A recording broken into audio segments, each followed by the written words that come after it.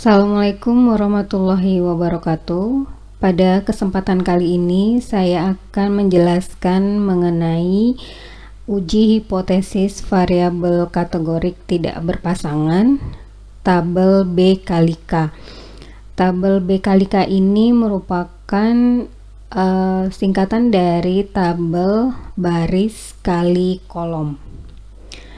Nah, yang akan kita bahas pada kesempatan kali ini adalah uji chi-square untuk tabel 2x2 dan uji Fisher eksak yang merupakan alternatif dari uji chi-square untuk tabel 2x2. Jadi ada dua pokok bahasan yang akan kita bahas pada kesempatan kali ini.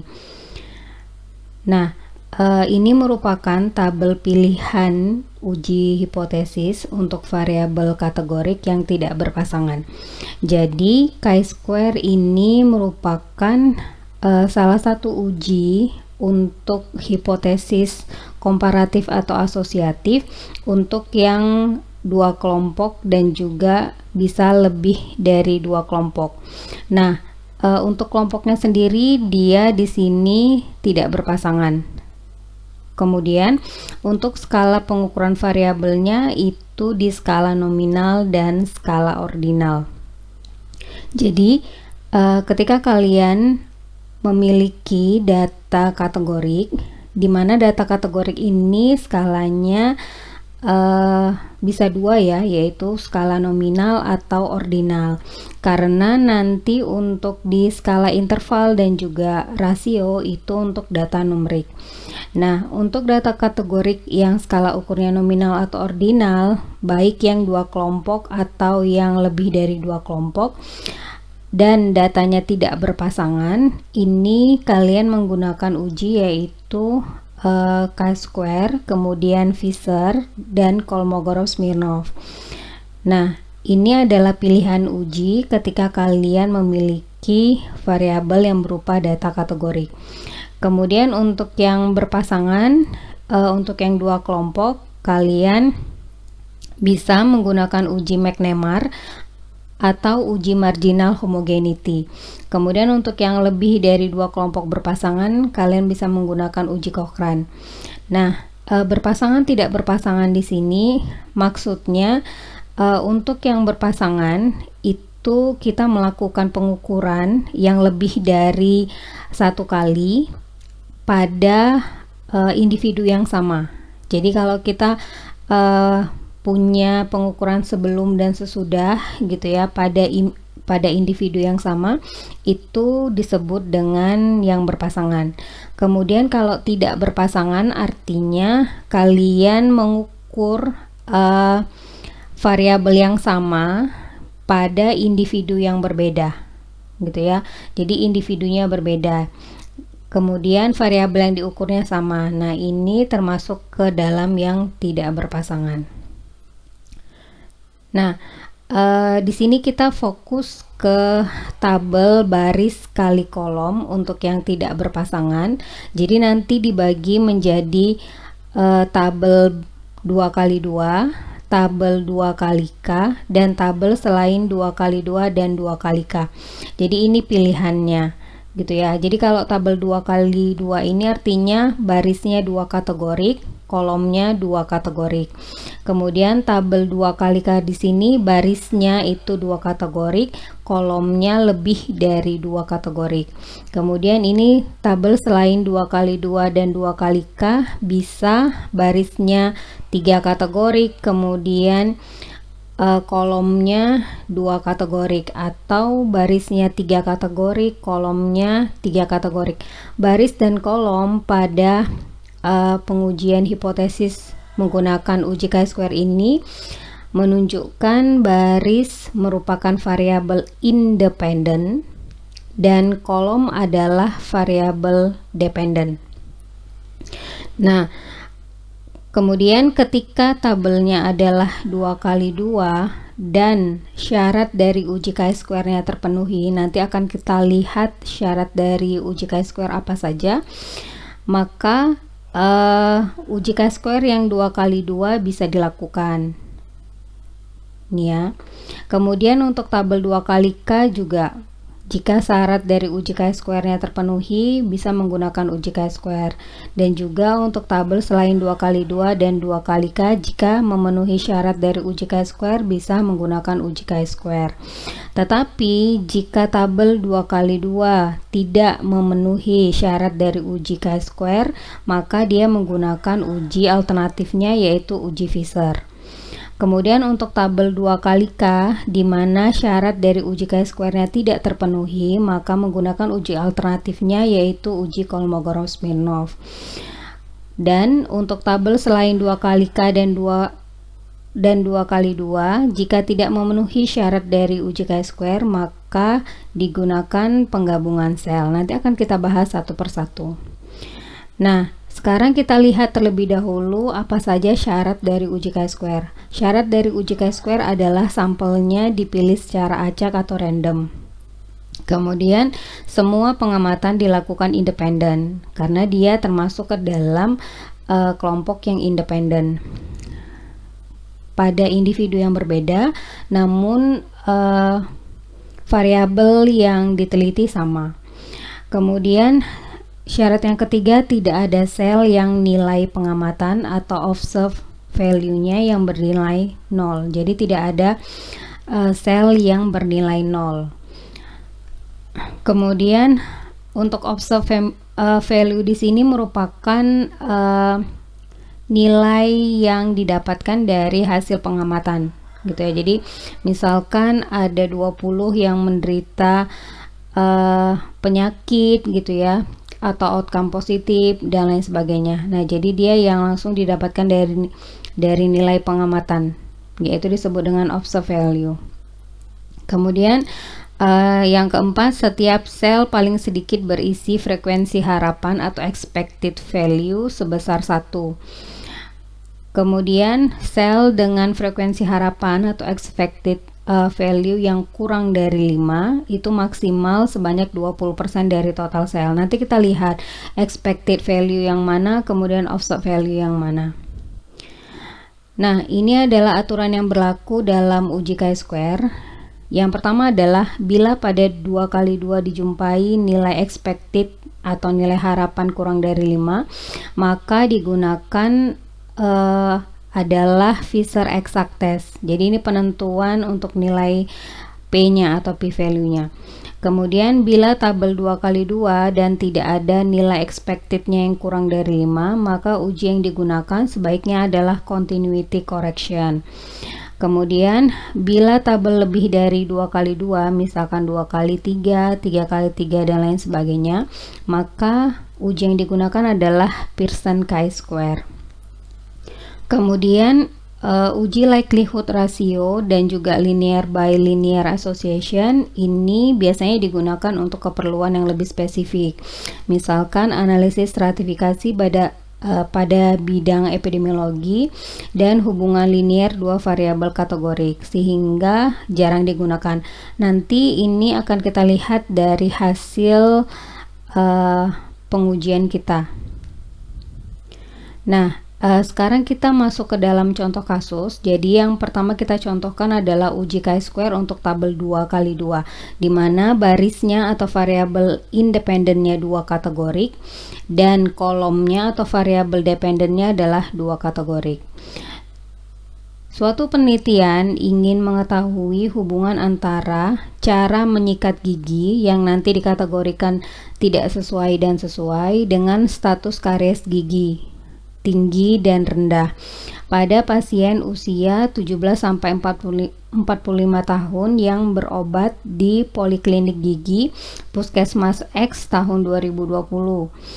Pertanyaan penelitiannya adalah apakah terdapat hubungan antara cara menyikat gigi dengan status karies gigi dengan tingkat kesalahan atau alfanya adalah 0,05. Nah, data yang kita gunakan adalah data uji chi-square untuk PSKG tahun 2020.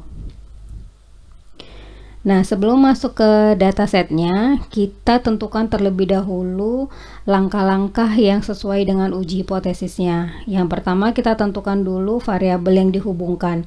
Jadi, variabel yang dihubungkan ada dua, yaitu cara menyikat gigi yang berupa data kategorik dengan dua kategorik, dan status karies gigi yang berupa data kategorik dengan dua kategorik. Kemudian, tentukan jenis hipotesisnya. Hipotesisnya termasuk hipotesis yang asosiatif atau hipotesis yang hubungan. Kemudian menentukan masalah skala variabelnya. Jadi skala variabelnya adalah kategorik ya, atau nominal ataupun ordinal. Kemudian menentukan pasangan atau tidak berpasangan. Jadi dia merupakan tidak berpasangan. Kemudian menentukan jumlah kelompok. Kelompoknya adalah 2 kali 2. Dan kesimpulannya adalah uji yang digunakan adalah uji chi-square 2 kali 2 jika memenuhi syarat. Namun jika tidak memenuhi syarat, maka digunakan uji alternatifnya, yaitu uji Fisher eksak. Nah, sekarang kita buka datasetnya. Kita gunakan dataset yaitu uji chi-square PSKG 2020. Cara membukanya, kita double klik 2 kali. Kita tunggu beberapa saat.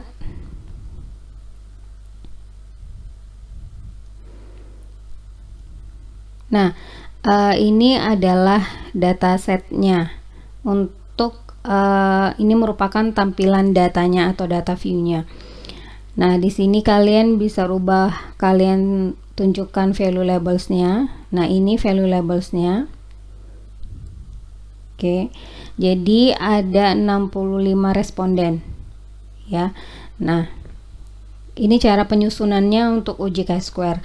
Karena dia independen, maka penyusunannya adalah ke baris ke bawah.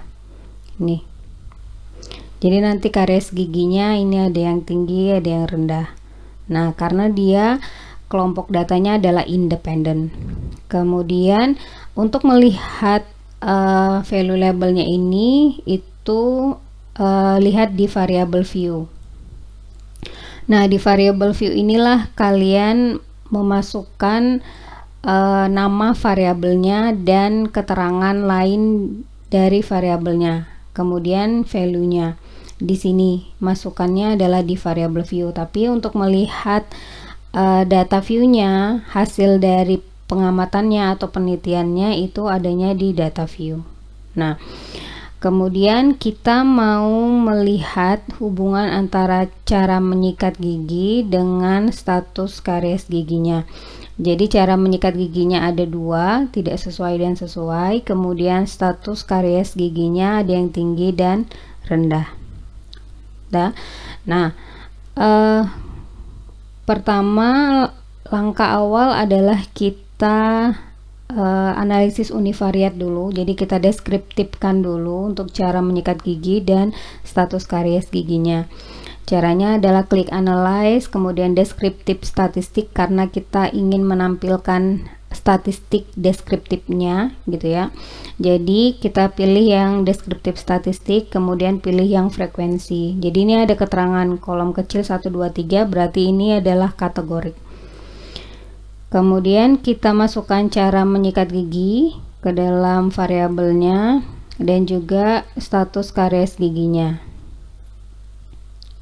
Kalau sudah, kita klik OK. Nah, ini untuk mengecek apakah di data kita ada yang missing atau tidak. Jadi kalau data missing ini data yang kosong gitu ya, atau kita terlewat mengisinya gitu ya. Nah, itu kita bisa cek di sini. Ini menunjukkan missingnya 0, artinya data kita sudah lengkap. 65 yang validnya. Kemudian cara menyikat giginya ada dua kategorik, tidak sesuai dan sesuai gitu ya. Kemudian persentasenya yang tidak sesuai 69,2% dan yang sesuai adalah 30,8%. Kemudian untuk status karies giginya tinggi dan rendah kategoriknya, yang tinggi 60% dan yang rendah adalah 40%. Ini adalah analisis univariat. dari data kategori kita. Nah, sekarang kita lakukan uji bivariatnya untuk uji chi-square 2x2. Kita klik analyze, kemudian kita masuk ke descriptive statistik, kita pilih yang cross tab. Kemudian di row ini ada dimintanya row dan kolom. Row ini masukkan variabel independen. Jadi variabel yang mempengaruhi cara menyikat giginya.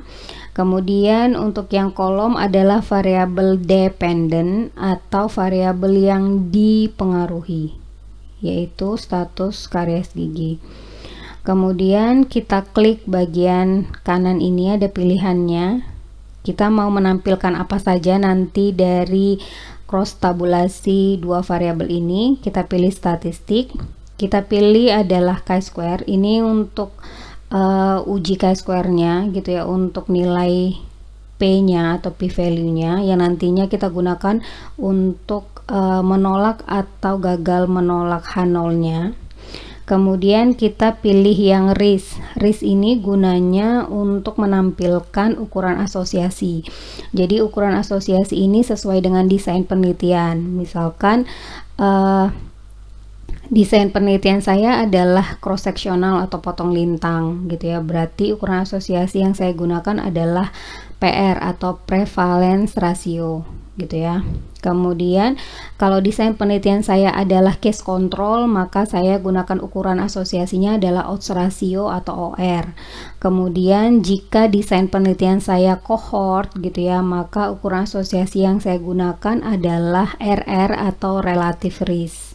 Nah, itu munculkannya di bagian sini. Kalau sudah, kita klik continue, kemudian ada kolom cells di bawahnya. Jadi kita klik cellsnya. Nah, ini ada 4 pilihan ini ya, kotak-kotak ini ada 5. Nah, counts ini untuk angkanya. Jadi kita mau menampilkan observed dan expected gitu ya. Nah, observed ini angka dari nilai pengamatannya gitu ya, angka aslinya, angka sebenarnya. Kalau expected ini adalah frekuensi harapannya. Kemudian ada kolom percentage. Nah, kolom percentage ini yang mana yang kita pilih, ini adalah tergantung dari desain penelitian. Kalau desain penelitian kalian adalah cross sectional ataupun cohort, maka percentage yang digunakan adalah percentage ke baris atau row. Tapi kalau desain penelitian kalian adalah case control, maka percentage-nya itu kalian pilih yang percentage yang kolom gitu ya. Nah, asumsinya di sini adalah desain penelitiannya cross sectional atau potong lintang, maka percentage yang digunakan adalah ke row atau ke baris. Yang lainnya disamakan saja, kemudian klik continue. Setelah itu baru kalian klik OK. Nah, ini adalah hasil dari cross tabulasinya. Jadi di sini ada keterangannya. Kalian mengcross tabulasi antara cara menyikat dengan status karies gitu ya. Kemudian ada nilai dari tabelnya, statistiknya adalah chi-square dan menampilkan risk. Kemudian selnya ada yang count dan expected, kemudian tadi yang row gitu ya. Nah, ini dia hasilnya. Nah, ini hasilnya. Nah, countnya di sini ini yang 32 13 gitu ya. Kemudian 7 13. Nah, ini adalah countnya. Nih. Kemudian ini adalah expected count atau nilai yang diharapkan. Nih, nilai yang diharapkannya. Nah, kemudian ini chi-square test ini itu untuk yang penentuan ini tadi. Yang ini. Nah, ini itu lihatnya adalah di chi-square test yang digunakan untuk melihat nilai P atau p-value dari penelitian kita. Ya, yang nanti akan kita bandingkan dengan alfanya. apakah lebih besar atau lebih kecil daripada alfa atau batas maksimal dari tingkat kesalahan kita. Nah, kemudian ini yang kita lihat nanti nilai alfanya. Nah, yang kita lihat yang di bagian mana? Di sini ada tulisan kecil A dan B. Ada keterangannya di bawah. Jadi A ini menunjukkan 0 cells atau 0,0%, have expected count less than 5. Jadi tidak ada sel yang nilai harapannya atau expected count-nya kurang dari 5. The minimum expected count is 8 gitu ya. Jadi minimum angka atau nilai harapannya itu 8. Yang mana? Yang ini. Nah, jadi ini adalah minimum expected count-nya. Jadi dikasih keterangannya di sini. Kemudian ada tulisan B di sini. Itu menunjukkan computed only for a 2x2 tabel. Jadi kalau tabel kalian 2x2 tidak ada sel yang bernilai 0, kemudian tidak ada juga sel yang nilai expectednya kurang dari 5, artinya dia memenuhi syarat untuk uji chi-square 2x2. Maka nilai P yang saya gunakan adalah nilai P dari continuity correction.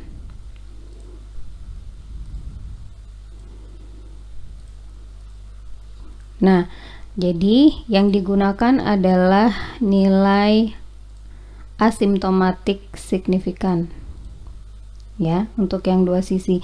Jadi bukan nilai yang di sini. Walaupun uji chi-square ini untuk melihat nilai P atau P value, tapi bukan dilihat dari value ini. Tapi lihatnya di asymptomatic signifikan atau exact signifikan. Jadi kalau ada signifikan gitu ya, berarti dia sebenarnya menunjukkan nilai P.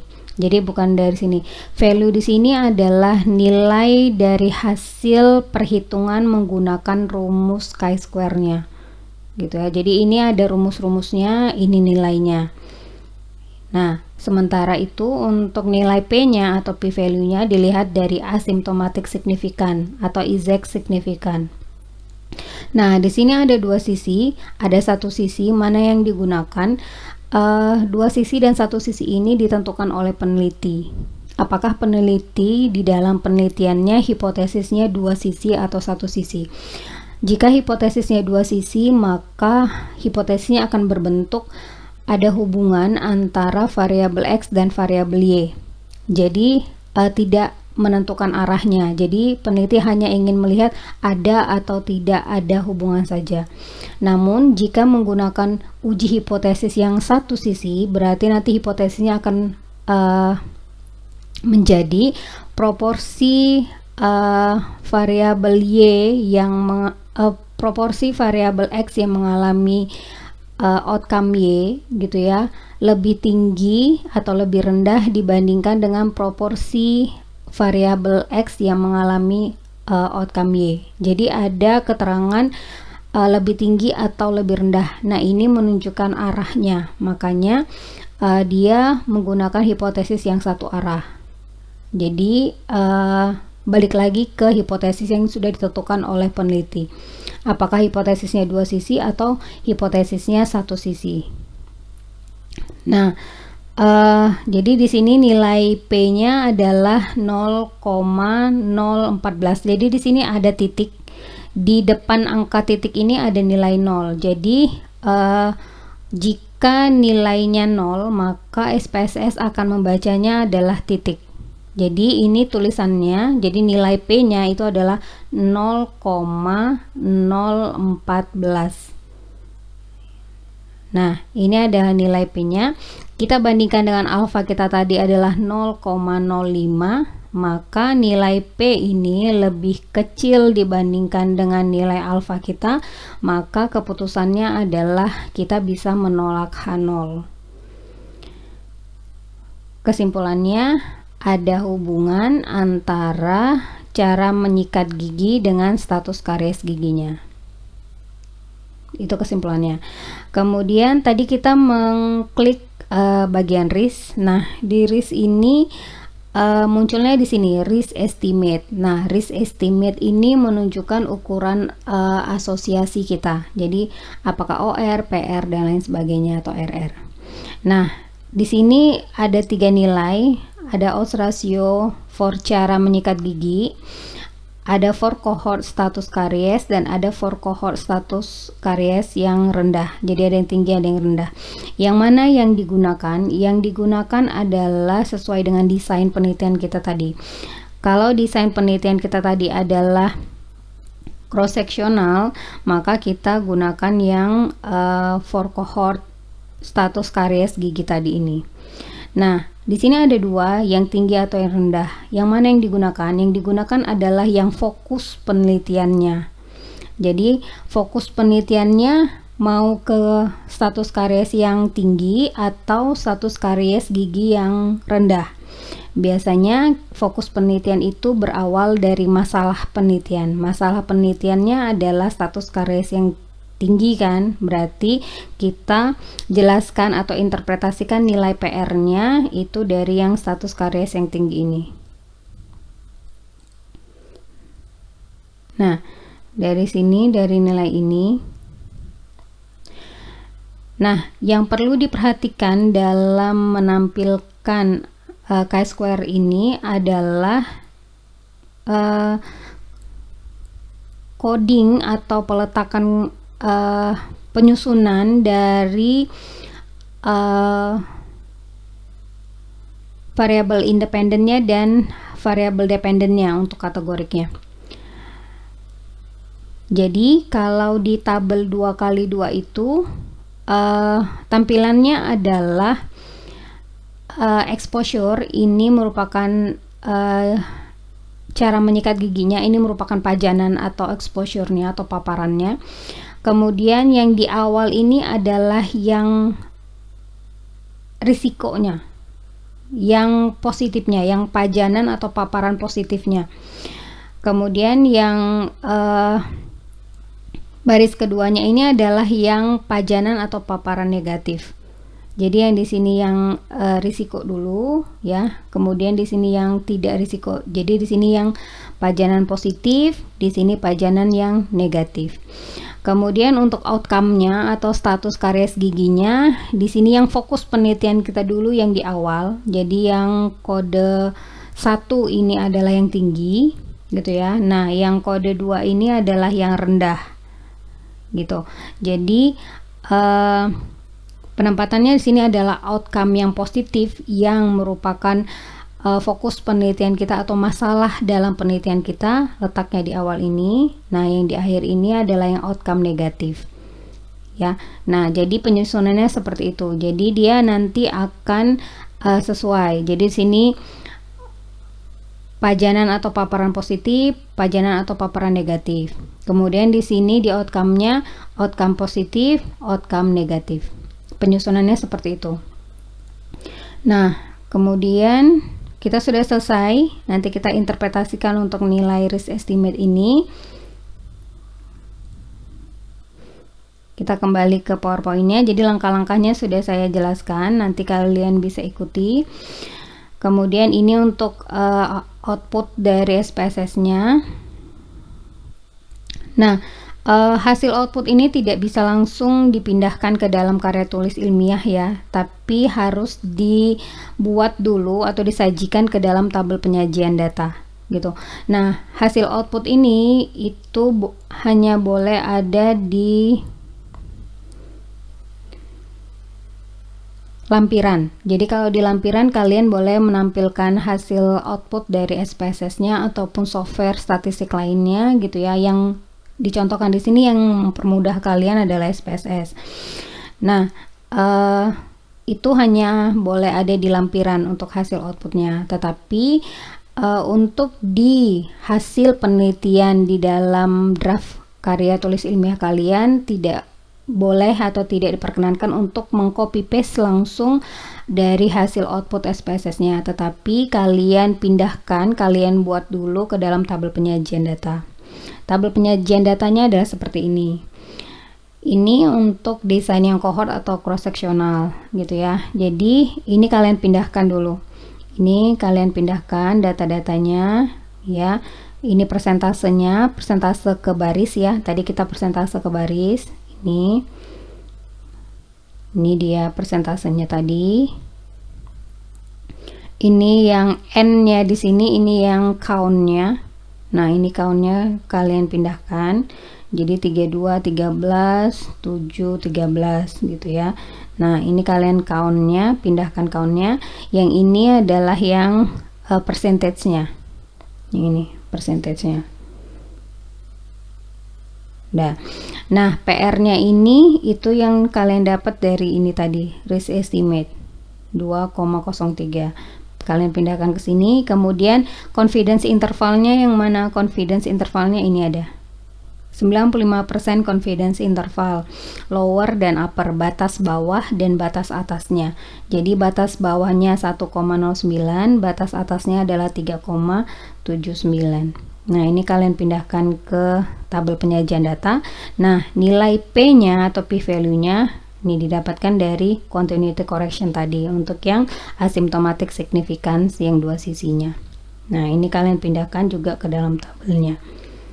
Nah, ini untuk PR-nya tadi dapat dari mana atau prevalence rasionya dapat dari mana, ini dijelaskan. Jadi nanti kalian bisa hitung manual dan hasilnya pasti sama dengan yang di sini. Kemudian karena nilai P-nya atau p-value-nya lebih kecil dari alfa kita atau 0,05, maka kita bisa menolak H0. Yang kesimpulannya adalah ada hubungan antara cara menyikat gigi dan status karies giginya.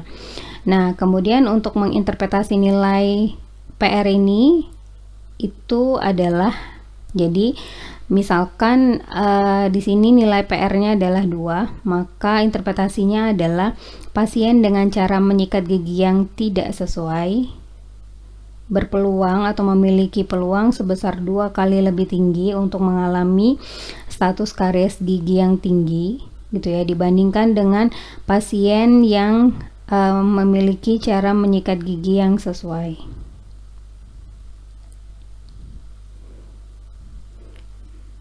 Nah, ini untuk interpretasi dari nilai PR-nya. Nah, ini artinya apa? 95% dari CI ini itu artinya bahwa peneliti yakin 95% di populasinya pasien yang memiliki cara menyikat gigi yang tidak sesuai memiliki peluang 1,9 sampai dengan 3,79 kali lebih tinggi untuk mengalami status karies gigi yang tinggi dibandingkan dengan pasien yang memiliki cara menyikat gigi yang sesuai. Jadi nilai PR ini untuk di sampel kita ya. Nah, untuk yang CI-nya ini adalah untuk di populasinya ya. Jadi itu adalah interpretasi dari nilai PR dan juga nilai 95% dari CI-nya. Nah, itu tadi untuk yang uji chi-square yang 2x2. Kemudian kita gunakan kita lanjut sekarang ke uji Fisher eksak. Nah, uji Fisher eksak ini merupakan uji alternatif dari uji chi-square yang 2x2 ya. Jadi khusus untuk yang chi-square yang 2x2 alternatifnya itu adalah yang Fisher eksak. Nah, kenapa dia disebut sebagai uji alternatif? Karena dia digunakan ketika syarat dari uji chi-square yang tidak terpenuhi. Jadi apa saja syaratnya? Jadi ada nilai pengamatan yang kosong atau 0, kemudian sel dengan frekuensi harapan yang kurang dari 5 lebih dari 20% total sel. Jadi total selnya gimana cara menghitungnya? Jadi kalau tabelnya 2x2 berarti selnya ada 4, tinggal dikalikan saja. Jadi kalau tabelnya adalah 3x2 maka selnya ada 6. Nah, kalau 20% dari 4 ini berarti kan satu sel. Jadi kalau nanti di cross tabulasinya ada satu sel saja yang nilai expectednya kurang dari 5, maka kalian gunakan uji Fisher eksak besar eksak gitu ya. Nah, contohnya seperti ini. Suatu penelitian ingin mengetahui hubungan antara frekuensi menyikat gigi dua kategorik dengan status karies giginya. Ya, pada pasien usia 17 sampai 45 tahun yang berobat di Poliklinik Gigi Puskesmas X tahun 2020. Pertanyaan penelitiannya, apakah terdapat hubungan antara frekuensi menyikat gigi dengan status karies giginya? Gitu ya. Jadi di sini hipotesisnya dua sisi, gitu ya. Karena hipotesisnya hanya ingin melihat apakah ada hubungan gitu ya antara frekuensi menyikat gigi dan status karies giginya. Kita gunakan data yang sama tadi. Kita buka datanya. Langkah-langkahnya sama, jadi kita frekuensikan dulu deskripsi statistik, frekuensi cara menyikat giginya kita ganti dengan frekuensi menyikat giginya. Kemudian kita klik OK. Nah, tidak ada data yang missing. Kemudian di sini untuk yang status karies giginya tadi, dan di sini adalah frekuensi menyikat giginya. Kalau sudah, kemudian kita lakukan uji chi-square. Analyze descriptive statistic cross tab. Nah, row-nya atau variabel independennya kita ganti dengan yang frekuensi menyikat gigi. Nah, kalau misalkan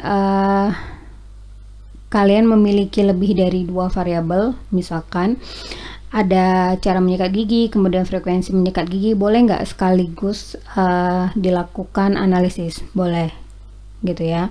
Jadi nggak satu-satu, tapi sekaligus juga boleh. Oke, nah di contoh sini saya gunakan satu-satu. Nah, di sini frekuensi menyikat gigi dengan status karies giginya. Jika kalian ada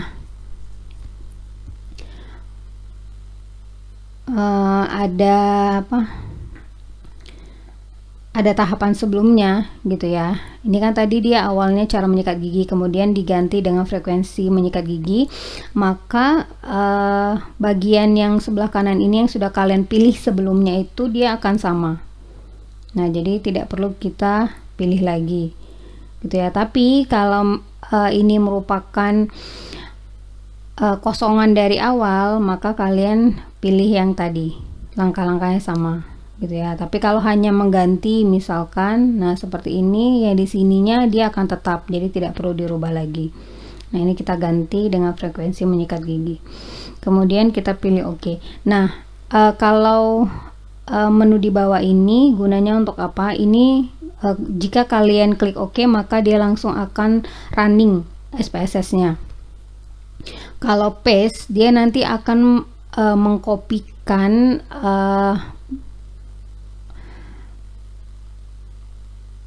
tahapan-tahapan dari pengujian ini, tapi menggunakan bahasa program gitu ya.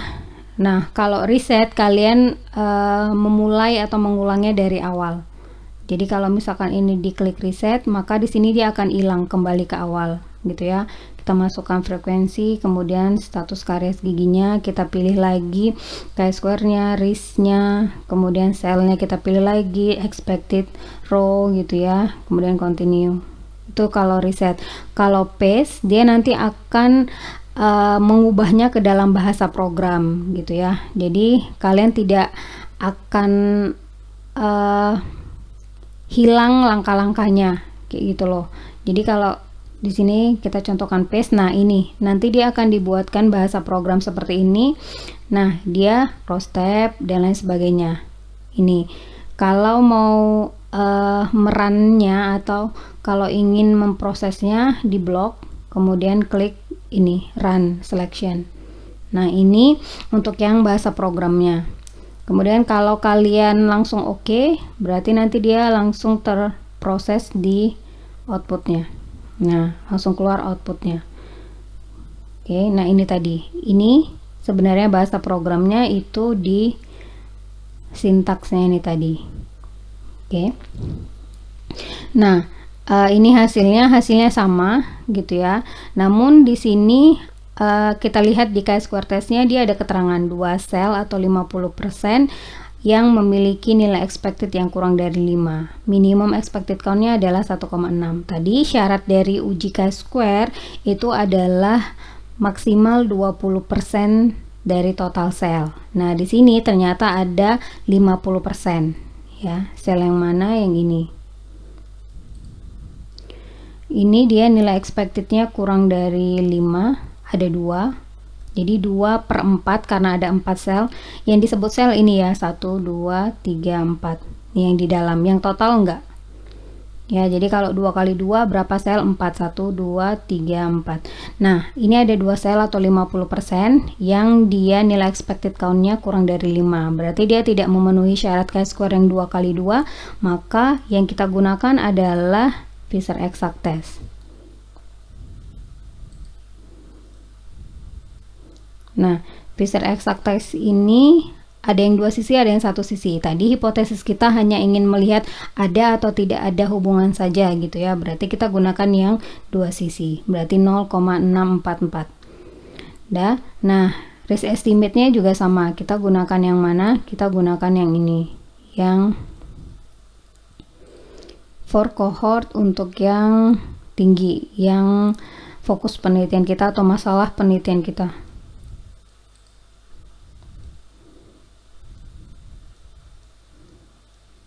Nah, ini kemudian kita kembali ke PowerPoint-nya.